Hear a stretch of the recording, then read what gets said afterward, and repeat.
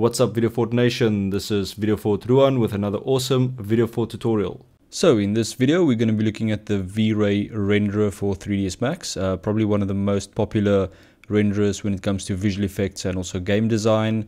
Just a really great renderer.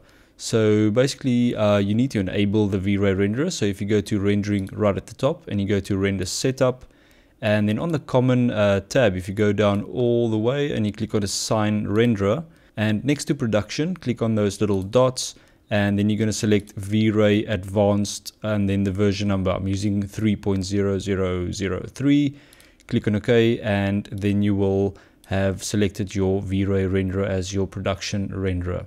Okay, just some basic settings. If you scroll up all the way, so under output size, we will probably use HDTV most of the time. That's your normal 1920 by 1080 resolution. If you go right to the top, your time output, this is where you select if you want to render a single frame or active time segment, which will render your whole timeline from 0 to 100 or whatever your length of the animation is.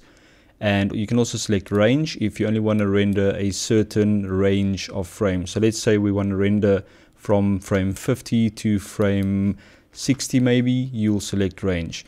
But for now, let's just keep it on single. And then if you go to the V-Ray tab at the top, this is where you'll find all the V-Ray settings. And we're not really going to get into this for the most of the lecture. We're just going to leave all these settings default for now. And if you click on GI, that stands for global illumination. This is where you will enable global illumination. And if you click on basic, you can also get to some of the other settings like ambient occlusion, etc.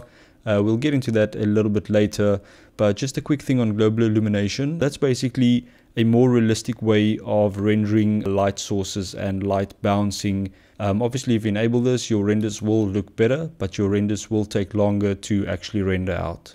Let me quickly show you how the renderer actually works. So let's just create a quick floor and let's create a box. And I'm going to create a light. So I'm going to click the little light icon here at the top.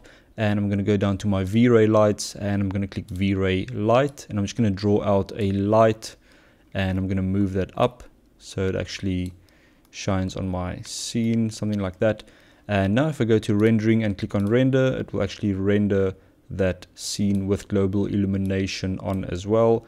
So you can see it's doing some global illumination passes, pre-pass 4 of 4, and then it will actually start rendering the image. There we go. And as you can see, it's looking quite good. Some nice shadows going on here, some nice light reflecting on the side of this box, and the shadow quality is not that high, but we'll get into some of those details a bit later on. But I just want to quickly show you how the renderer works, very basic stuff. Also remember to check out VideoFort.com, your #1 source for stock footage. I'll see you guys in the next video.